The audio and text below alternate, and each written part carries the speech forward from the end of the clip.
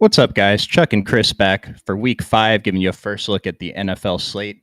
We're going to be drafting some Underdog Battle Royale teams here. Chris, how we doing?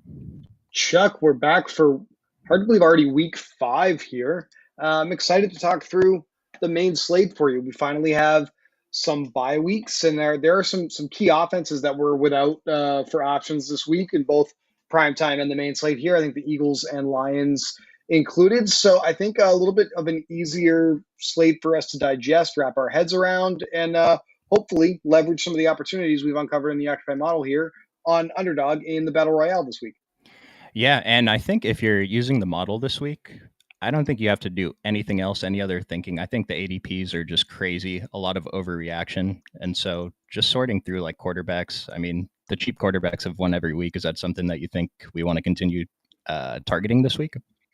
We've seen it work in DFS. I plan to be advocating for it again in regular salary cap DFS. So why not apply that to the draft version of those contests here? I don't know what his ADP is because I have not sat down and looked at Battle Royale just yet. You're getting my live reaction to what we're seeing here on screen as well. But Chuck, I think like Jaden Daniels or bust right now, man. He has been unbelievable in fantasy football. He's my favorite play. Yeah, and I'm thinking about him the way that I was thinking about Anthony Richardson early, and I think we just adjust our thinking and apply that to Jaden Daniels. And he's going ADP 19 behind Josh Allen and Lamar, so I think that's definitely a spot we want to target. And then top of the running back rankings are going to continue to be Jordan Mason, as they should Derrick Henry. Very interesting though. Jonathan Taylor's second in the model. He's questionable with an injury, and if you're drafting like today and tomorrow, today's Wednesday, Thursday. I think you really want to take advantage of these Q tags. Like just take Jonathan Taylor in the last round. If he's out, then you have extra flexibility to set your swap rankings for Sunday morning. I think we took advantage of that we attempted to take advantage of that, I believe, at the beginning of the season. I think it was week 2 with Jamar Chase. He ended up being active, but yes, I do like the late swap opportunities there. What do you have for an ADP on Ken Walker with the Seahawks? I think he's going to be my favorite running back play this week as well, just given the matchup with the Giants. Yeah, ADP 11. And I played that 2-game slate, and he was maybe even the 5th running back off the board after both of the Lions starters. So, yeah, crazy overreaction, but I think he still looks good this week. Now, looking at wide receiver, Malik Neighbors, I thought he was for sure going to be out with the concussion, but I guess there's optimism he'll play. I think this ADP is insane. Are you willing to take the risk on him this early? Well, again, late swap, if he is inactive, always an opportunity. But I mean, it's very different when you have a high ADP versus a low ADP. I've been playing Neighbors pretty much every single week since week 1, and it has paid off. I do think in DFS with him projected to be around 15% on the other sites, DraftKings and FanDuel here. I wouldn't be shocked to see that go up a little bit more if we get actually better news that he's going to be back. So the ADP that you see here for Neighbors, it may actually end up being the lowest we're going to see it. He's got the best weighted opportunity at the position right now, Chuck. So can't go wrong chasing that. We're just going to watch this concussion situation. And then what I alluded to at the beginning of the show we can just do whatever we want at wide receiver. I mean, looking at the Occupy model, it's so different from the wide receiver ADPs. I mean, Nico Collins at the top, yeah, but other than that, I think you just take whoever you want, completely ignore ADP this week. I'm going to go ahead and jump in a draft, and then because I think tight ends, they're all kind of looking very similar, so I don't think there's too much to do there. Just stack them with your quarterback or against your quarterback.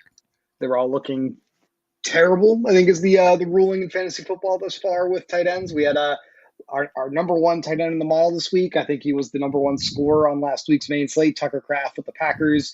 We've got Brock Bowers at the top of the model again here with the Raiders with Devontae Adams, who's out. He's already been ruled out by Raiders coaching staff for Sunday.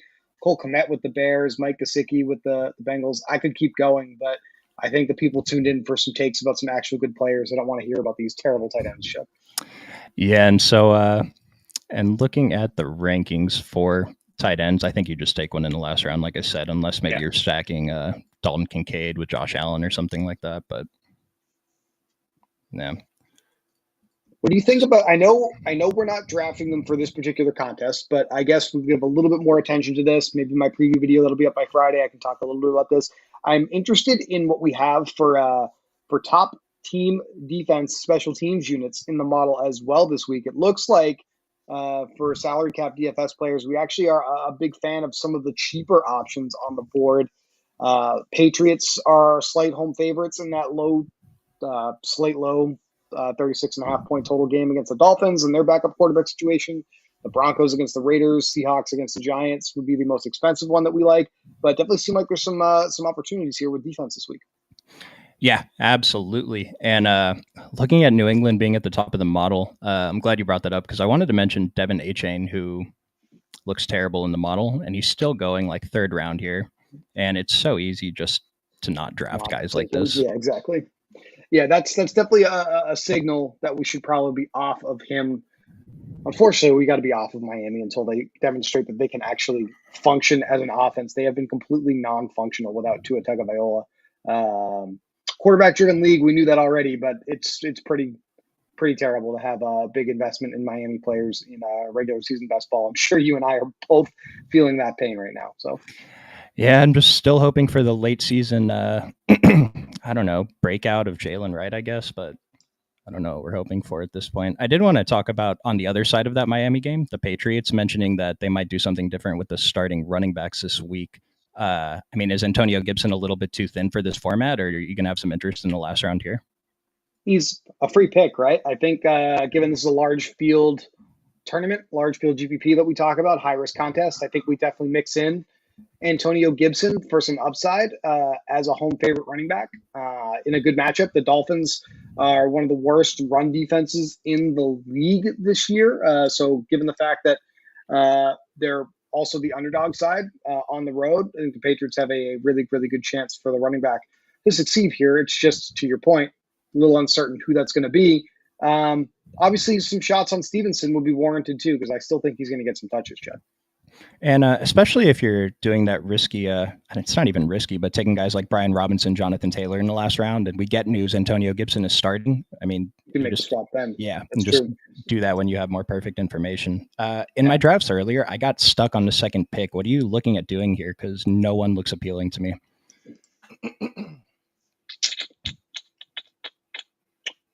Running backs are king right now with how run heavy the league has been. For me, I'm looking at some opportunities like Kyron Williams. We're off Achane as an underdog, I think at his high ADP, third round. But Jordan Mason looks like a good option for me. Derrick Henry. That whole group of running backs there I have projected for 20 plus fantasy points right now. So I'd be looking at that group in the first round. And then at receiver, for me, Neighbors is my highest projected play. It's just we're waiting for the concussion news there to come through. But I think you made him our cover boy here for the show, Chuck. I got Nico Collins in this, what I think will be a very marquee, popular game for people to try to stack in salary cap contests. That Texans-Bills game here this Sunday. I think Nico's pretty good. We've got Stephon Diggs as well. Deontay Johnson is a wide receiver that I like this week, but I don't think we have to consider him in the first round here. No, Deontay Johnson's ADP is 25, and he's another guy who's you can get in the last round too, probably. And I mean, if he ends up playing, it's such a good thing. And so I did take Marvin Harrison just because of Jordan Mason was my first pick. Go for the game stack, highest scoring game of the week, if I'm not mistaken. And then went ahead and tailed Malik Neighbors since I don't love anyone, and so if I have to swap to someone down here, it's not a big deal. Love that approach here. Let's see. San Francisco, Arizona, 49.5 points. Yes, that is the highest total game on the board. San Francisco favored by 7. Their highest implied team total comfortably at this point in the week. They're projected for a little over 28 points. Baltimore, number 2 at 25.75. So I think getting a piece of the 49ers, even if it's not Jordan Mason, is definitely something smart to try to do in this contest. And then bringing up Baltimore, I mean, Derrick Henry is going number 2, he went number 1 here, but he is number 2 in ADP, and we know he's a stud this season. Zay Flowers is basically going undrafted here, and I don't know. I look at the targets he got in the first couple of weeks, and maybe the game script wasn't great for the passing game the last 2 weeks, but this feels like a team that I definitely want to get exposure to beyond Derrick Henry. Under 20 pass attempts for Lamar Jackson. I think it's 2 weeks in a row now. Yeah. 15 pass attempts against Dallas, 18 pass attempts against Buffalo. That was after a couple of pass attempt heavy games to begin the season. we're still, I think, looking for Water to find its level there and for Lamar just to have like an average passing game. But obviously, Chuck, when the opportunities dry up as far as pass attempts, that's going to affect the receivers. Flowers being the clear number one option in this passing game, being basically a free pick for the second highest implied team total offense on the slate. That's definitely a mistake. I would definitely be interested in Flowers here. So I'm going to take Jaden Daniels, top of the model. Seems like both mine and Chris's favorite quarterback this week. I am okay running him naked, but I'm pretty sure we can still get Terry McLaurin for free too. So, and the Browns have been a below average defense against wide receiver ones, wide receivers running routes out of the slot.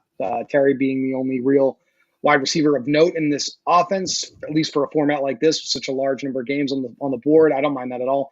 What do you? Again, I know we said that the position is a dumpster fire, but your thoughts on Zach Ertz in this Commanders offense? I mean, his opportunity seems pretty strong, right?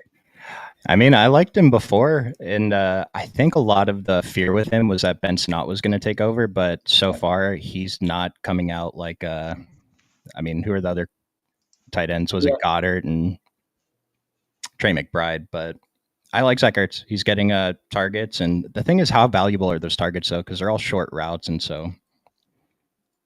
It's the Cliff Kingsbury horizontal raid, so you're certainly not wrong there. I'm just looking at pure routes run data. I mean, he's got the second most routes run on the team behind Terry McLaurin out of all players on offense. So, maybe a little bit of like wind sprint king there or whatever for Zach Ertz, but still, we're talking about tight end being so bad. And if we're in on Jaden Daniels and we're looking for a little bit of correlation on the Washington side, obviously we got him. But we got to be interested in the Cleveland side here as well, obviously, as a little bit of a bring back correlation with Jaden Daniels. So guys like Amari Cooper. I don't know at this point if we're fully counting on him being active on game day, but Nick Chubb did return to practice today for the Browns. So that'll be an interesting spot to monitor as well. Yeah, and when they start Nick Chubb, start a new quarterback, it's going to be, pretty once good they get day right. Cleveland. Yeah, the Browns would be great once they get a whole completely brand new offense. You and I are on the same page there. But no, obviously a high upside running back that would be free at the end of drafts or at least right now he is.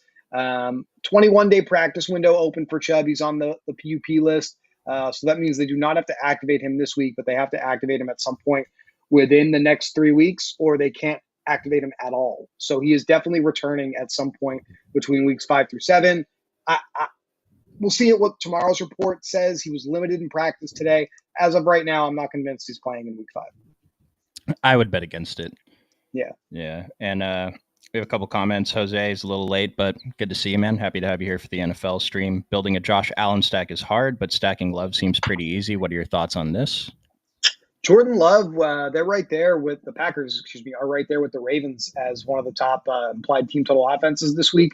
And what are we dealing with there, Chuck? We have a little bit of an injury situation with Christian Watson. I think we're expecting him to potentially miss some time, which means we have an opportunity for Dontavian Wicks to see his playing time increase.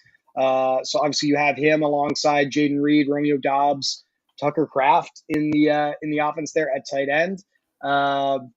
Rams have been one of the worst pass defenses in the NFL through the first month of the season. So Green Bay stacks also interesting, I think, this week as well. I really think that's a fantastic comment to bring up.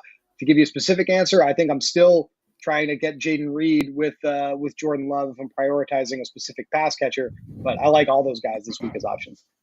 And on the Josh Allen note, that was the one battle royale I drafted before the stream, Josh Allen, Dalton Kincaid. But I only did that because I got Nico Collins. So, Chris, do you want to hop in here for a couple drafts?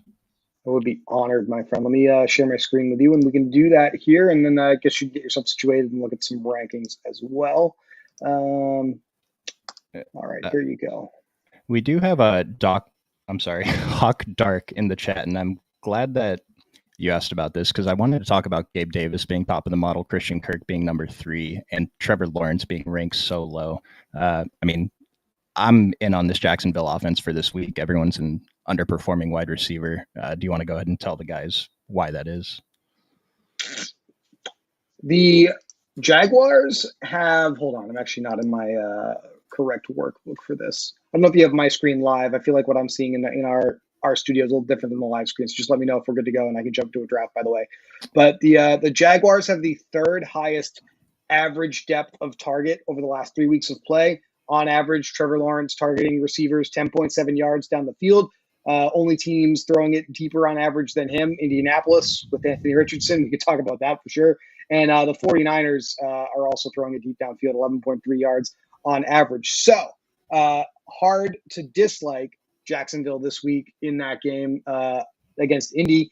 Hard to dislike both sides because they're both going to be completely airing it out when they are targeting their favorite receivers check. So I think that's a good high risk option as well.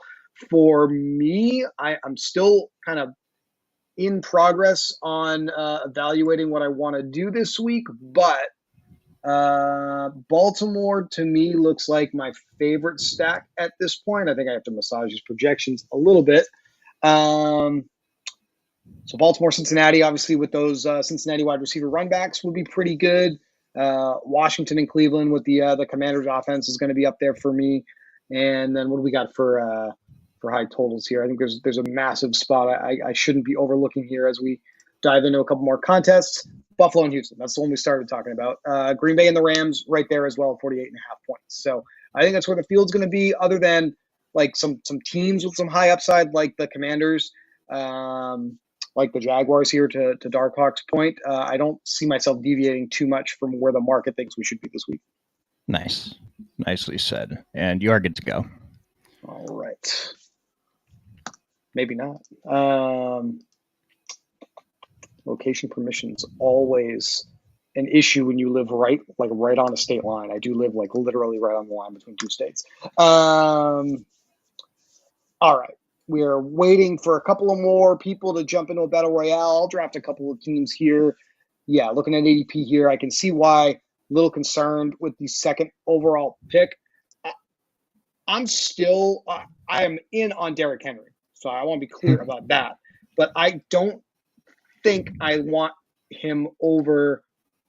Like, he's basically my fifth best running back that I have projected for this slate, behind Walker, Williams, Achane, who I need to bump down a little bit, Jordan Mason, Jonathan Taylor's right here too if he's going to be active.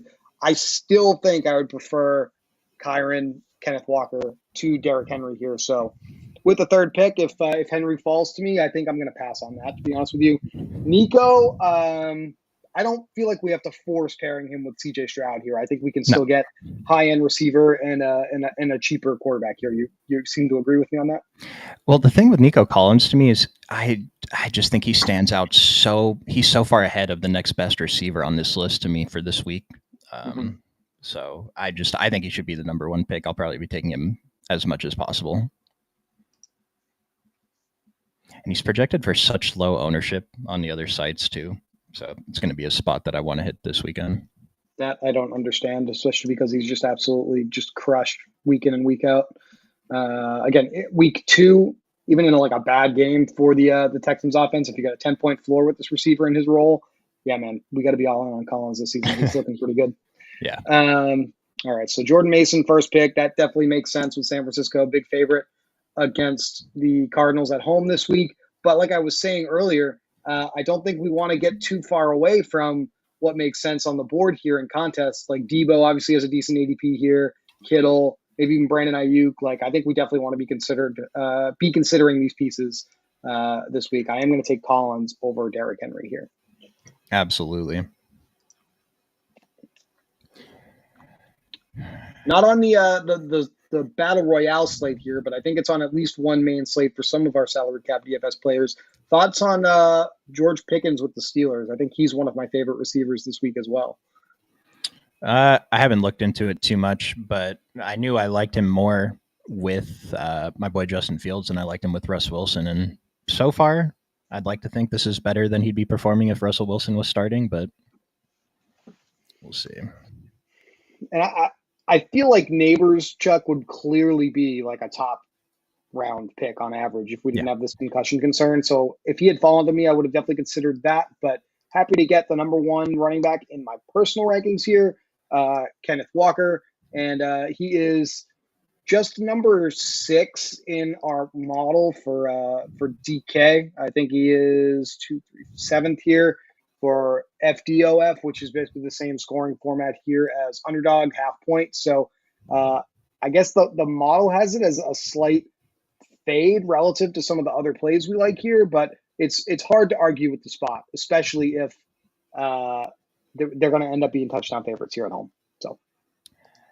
Yeah, and that ownership versus Derrick Henry, Kyron Williams, not Jordan Mason because I still love Jordan Mason versus Arizona this week, but yeah, I think that's a spot we want to be over the field on. And then, no, you're on the clock, but I wanted to talk about Zach Moss being fourth in the model too, and what happened last week with his snap share versus Chase Brown.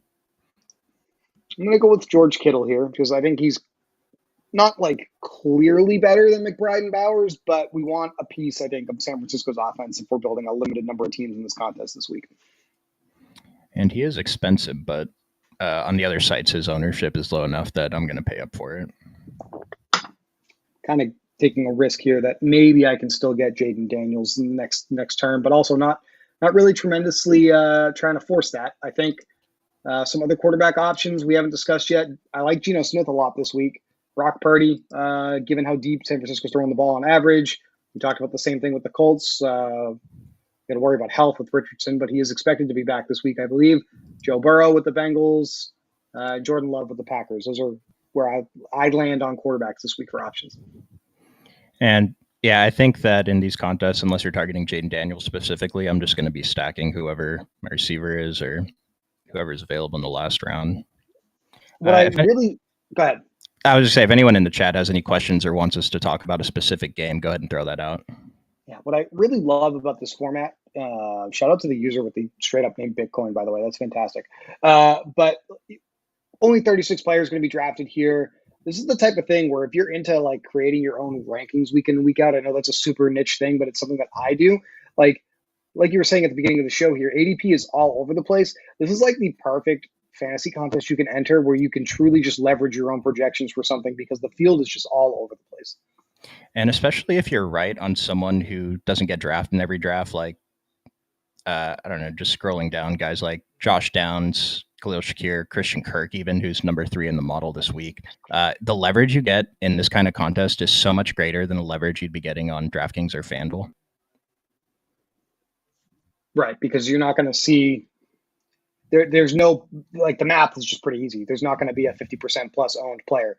There can only be, one out of every 6 rosters a player with, like, that's your ownership, right? If they're drafted at all. When you get to the lower owned players here, like a Deontay Johnson, who I think is a great pick this week, he's probably not going to get drafted in every draft. So if you get some of these better plays in round 5, round 6, they're going to be the huge differentiators you need here.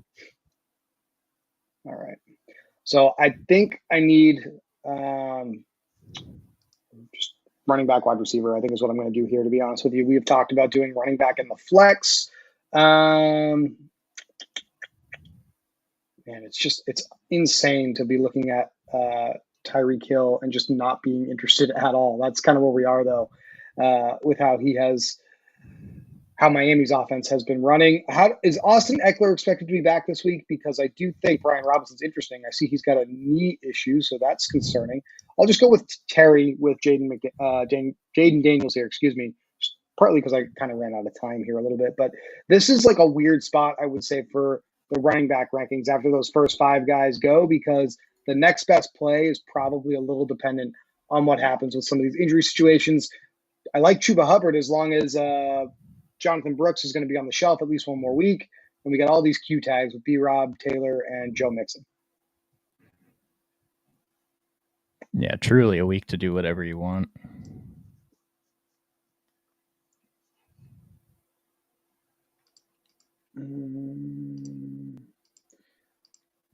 Two weeks in a row of Cam Akers just not being good in that Houston offense as a starter. I think at a minimum, even if Pierce is back, he probably gets more work than Akers.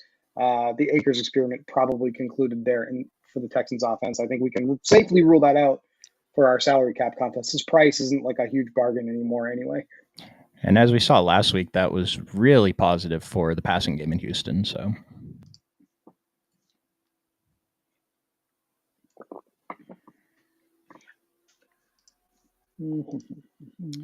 Another one of your guys, I had an idea for a last round stack with Jonathan Taylor and Brian Thomas Jr., who looks pretty good in the model ahead of guys like DK Metcalf, Steph Diggs, DJ Moore, Terry McLaurin, Marvin Harrison. I'm never not going to be in on Brian Thomas. However, I do think this is a good opportunity to talk about his teammates. Is he still here? Gabe Davis is our number one underperforming wide receiver in the model this week, Chuck. Number one underperforming receiver in my own rankings as well. We've also got Tyreek with Miami. He got 126 air yards. Hard to believe they even amassed that as a team last week. But Tyreek Hill did have 126 air yards last week, so he's underperforming his opportunities. We got a Dunze with the Bears, Cortland Sutton with the Broncos, Christian Kirk also on this underperforming wide receiver list for the Jaguars. So to go back to whichever one of our viewers suggested Jacksonville stacks, Brian Thomas has been performing as expected. His two starting wide receiver teammates have great opportunities too. So there's definitely an ability here with Jacksonville that we can leverage here. I think we had talked historically about how two running back builds have done very, very well on this site in this contest over the last couple of years. I think that's even more true this year, but I like the way the board fell to me for three wide receivers in that contest. We're at 9:30 here. If you're willing to hang for a few more minutes, get any more questions in, I'll do another battle royale here. And I think the plans for the week, Chuck, we've got a really interesting showdown slate, single game slate tomorrow, the Bucks and the Falcons. We've got before our main slate on Sunday, we have a first of our early morning international games this Sunday, Chuck. We have the Vikings and the Jets over across the pond there. Of course, we have the main slate. We have Sunday night football between Dallas and Pittsburgh, which I know is something you'll be looking at and putting the plug together for OccupyFantasy.com members. And then we'll have Monday night football between the Chiefs and the Saints this week. So a lot of good games this week, honestly. It's actually a really sick Sunday night game. That's why I was asking you your thoughts on Pickens, man. I think he's probably the best play on the Pittsburgh side. Early news on God, I can't believe I'm having a blank right now. Jaylen Warren, is he expected to be back for Pittsburgh? Have you seen anything? I didn't see anything about Jaylen Warren specifically, but they did give a carry to some guy I've never heard of, which is insane. It was a made up name. Do you know who I'm talking about? Because Cordero Patterson got hurt. Oh my God, I have no idea who you're talking about. That's funny though. A lot of made up names have been popping the first few weeks of the season with all the injuries that we've had here. Let's pull up the box score. You must be talking about preseason legend, former Dallas Cowboy Aaron Shampklin. Yeah, that's who not now gets a revenge game against his Dallas Cowboys. One carry for 5 yards last week. Najee was horrible last week, dude. My God. But 13 carries, 6 targets. I think classic opportunity to kind of leverage that here. The touches, anyway, should be there once again here. Underdog side of that game, I imagine. So probably going to be lower on. And he only saw one target or one carry, I'm sorry, on the box score. But that Shampklin guy, I want to say he played 13 or 14 snaps, which is not that significant. If Cordero Patterson and Warren are out, I think we're still really interested in Najee. But my God, I did not have Aaron Shampklin on our bingo card for this week's show. He did play 13 snaps, 13 out of 70 snaps for the Steelers last week, 19%.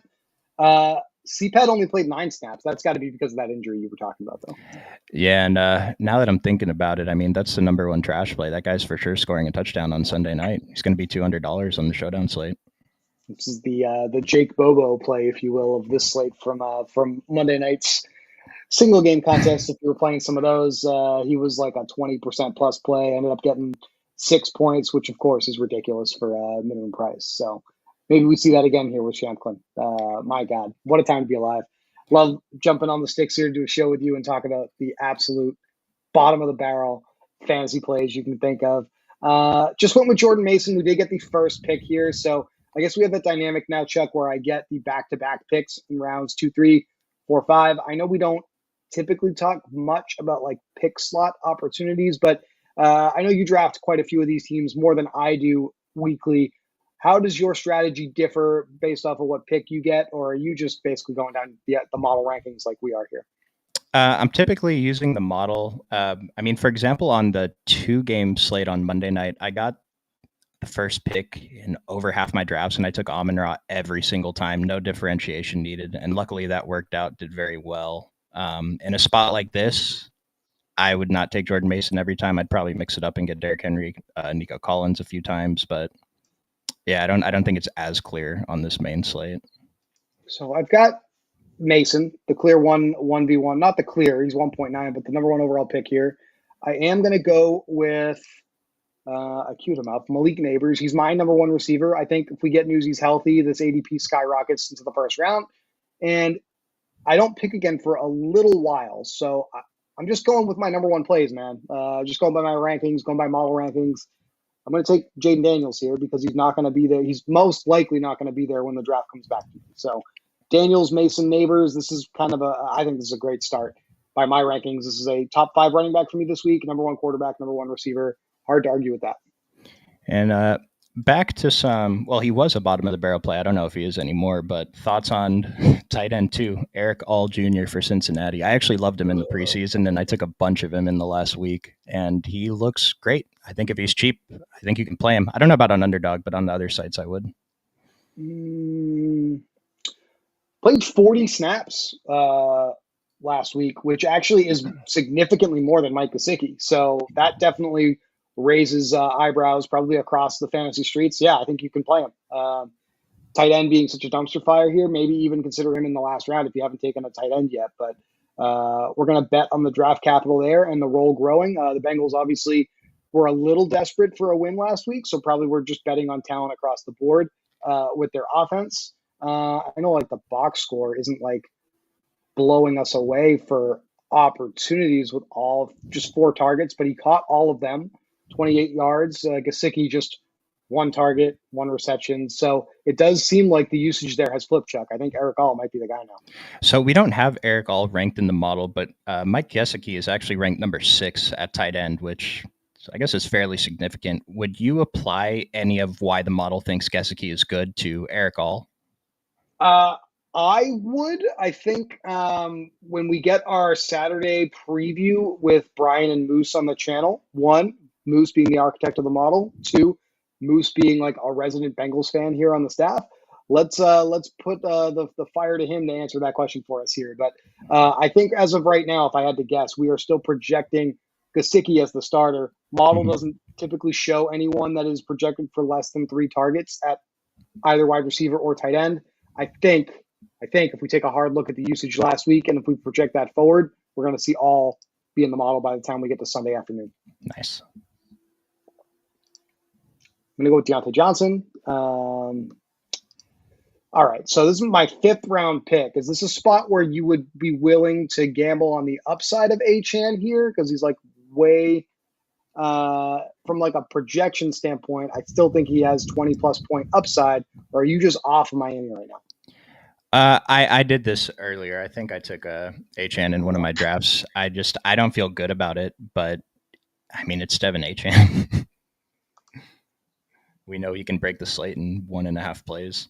So I went with Amari Cooper as bring back opportunity with Jaden Daniels because we know it's Devin Achane. I'm totally with you there, but I just can't, man.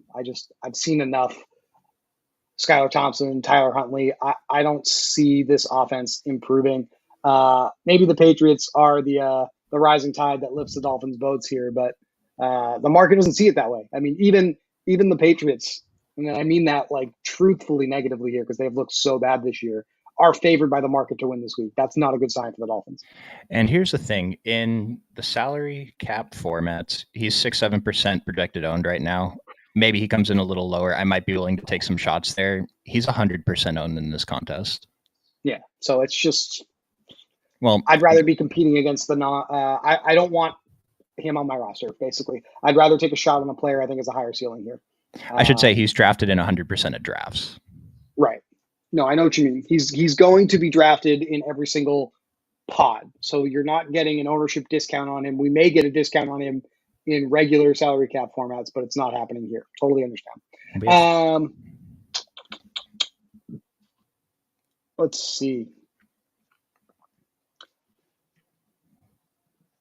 did have Andrews versus Likely. That's another one we probably need to talk about a little bit. But you said we have a question in the chat. Yeah, Ahmed was offered Rico Dowdle for Keenan Allen. Would you make that trade? Ugh, man. If you're desperate for a running back, if you're considering that, it really depends on the context of your roster. I think right now, probably rest of season, I would still want Keenan Allen. Yep. But if you're really desperate for a running back, Rico Dowdle is definitely the guy there in Dallas. He has flipped Elliott. So yeah, I would do that if you need a running back. Thoughts on David Njoku, right? I mean, I already have Cooper, so I don't think I'm going to double up on Cleveland, but that's another spot where I could just maybe buy into the Q tag and swap later if I truly wanted to. Absolutely. And I think it's great because we know Njoku, I mean, for all we know, he's the best tight end in the NFL with how bad everyone else is. And he is not in the model, but that's definitely a spot we want to look at, even if not this week. So I went with, I was the last pick, so you see I just got erased from the screen, but I went with Zach Ertz to pair with Jaden Daniels as my final pick there. This is a fun week, Chuck. I'm really looking forward to week 5. I think we got to do a better job making sure we actually do this first look Battle Royale stream every single week. So I feel like next week we should absolutely plan on another one. Important to note before we get out of here, unless you want to do another draft, we love playing contests on Underdog. They are still running their promo where you can use our promo code you see on the screen for your first deposit if you're somehow still not playing here at Underdog, and you can get matched up to $1,000 with a first-time deposit. So definitely love this Underdog site. We're really, really happy to be partnered with them, and you should be happy that they're running that offer for you and take advantage of that if you aren't taking advantage of it just yet. And it seems like this is going to be the case. I feel this way every week, but I just think the edge over here is larger than it is on the other sites, especially if you're playing smaller stakes in these large contests. It's so easy to get leverage over here, and a lot of time it's not going to work out, but it only has to work once. What is your, other than Battle Royale, which of course is, $30K to first, $5 to enter, like this is your typical GPP people are interested in, but you have some other interesting formats here, right? You've got these, let's go to the main slate. Like these quote unquote low risk games, 3-person, 4-person drafts. You playing any of these regularly over here, Chuck? How are you attacking your bankroll allocation? The sit and goes, it's just not worth my time because I'm not going to be entering like $100 sit and goes. I'd still be entering $3, $5, $10, and I'd rather just compete for the large prizes. But the $3 150 max, it's called the Wildcat, and Battle Royale's $5 to enter, but the Wildcat's $3 to enter, 150 max. The field size is half the size, 10K for first. I think this is a really good contest if you have a smaller bankroll. And then these single entries and these 5 max, 3 maxes are just so easy. I've cashed in the single entry every week that I've played it so far, the $20 one. There's a really good $20 3-entry max too. So honestly, like there's just so many options here, and same things as regular DFS. I think we want to focus on the single entry and three maxes before we start getting into the Battle Royale. Still throw a couple in the Battle Royales in case your takes are like super right that week, but this $20 victory formation, just 500, a little over 500 people in it. Yeah, you know what? Maybe I'll be competing against you in that contest this week. Chuck, this was fantastic. Really appreciate your time. I'm good to go. We'll see you guys really soon. Brian will be back tomorrow with a video previewing Tampa Bay and Atlanta. And just in case you made it in, I do want to mention we're starting NBA preseason content on Friday, so be on the lookout for that. Appreciate you guys watching.